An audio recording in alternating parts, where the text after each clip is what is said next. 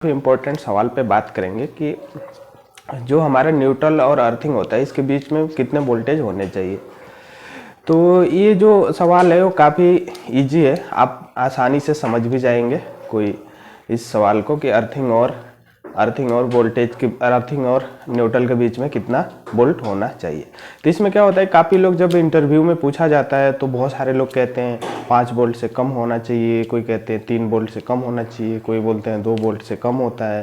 तो ये तीनों सवाल उस अपने हिसाब से सही नहीं है, तो इससे हम आसानी से इस चीज़ को समझ सकते हैं। तो सबसे पहले हम समझते हैं कि अर्थिंग होता क्या है। तो जो हमारा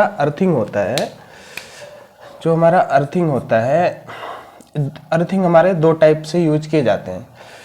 एक तो ह्यूमन सेफ्टी के लिए और दूसरा अर्थिंग जो यूज किया जाता है वो जैसे हमारे डिवाइस के लिए, जो हमें डिवाइस लगाते हैं उसके सेफ्टी के लिए, डिवाइस की सेफ्टी के लिए यूज करते हैं दूसरा अर्थिंग। लेकिन हम बात करते हैं कि जो न्यूट्रल होता है वो न्यूट्रल क्या होता है। जैसे हमारे कोई ट्रांसफार्मर में 3 बाइंडिंग होते हैं, R, Y और B। तो ये जो हमारे तीनों बाइंडिंग होते हैं, तो इन तीनों बाइंडिंग को हम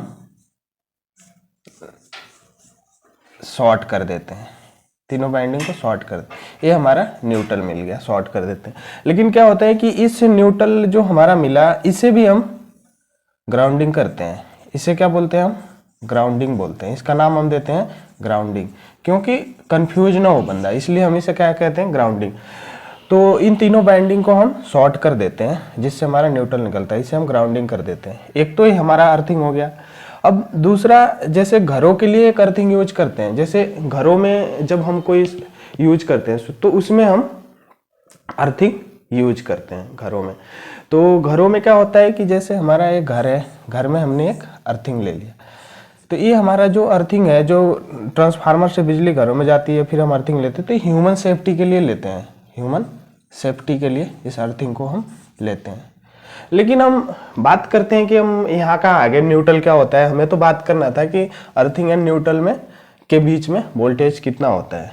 तो जो हमारा ये न्यूट्रल होता है, न्यूट्रल जो हमारा होता है, बात करते हैं हम, तो ये होता है जैसे हमारा ट्रांसफार्मर का जो न्यूट्रल होता है, ये न्यूट्रल और अर्थिंग इन दोनों के बीच में जब वोल्टेज चेक किया जाता है तो ये 0 से 0.1 वोल्ट के लगभग होता है। ये हमारा ट्रांसफार्मर और इसके हो गए न्यूट्रल, जो ट्रांसफार्मर से न्यूट्रल बन रखे हैं, ग्राउंडिंग और इसके।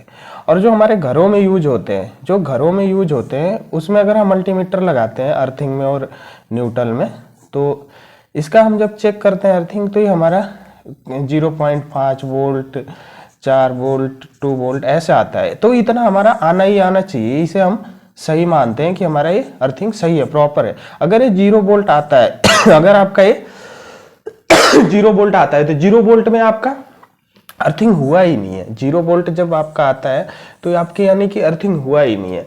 तो अर्थिंग हमारा यही है कि इसमें 5 वोल्ट, 0.5 वोल्ट, 4 वोल्ट, 2 वोल्ट ये हमारा आना चाहिए घरों की अर्थिंग में।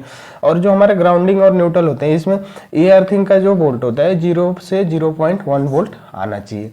तो इलेक्ट्रिकल से रिलेटेड हमारे क्वेश्चन थे कि न्यूट्रल और अर्थिंग में कितना बीच में वोल्टेज होना चाहिए था, जो कि ये सिंपल सा इजी स्टेप्स है जिससे कि आप आसानी से समझ सकते हैं। तो आई होप आपको समझ में आया होगा। मिलते हैं नेक्स्ट वीडियो में।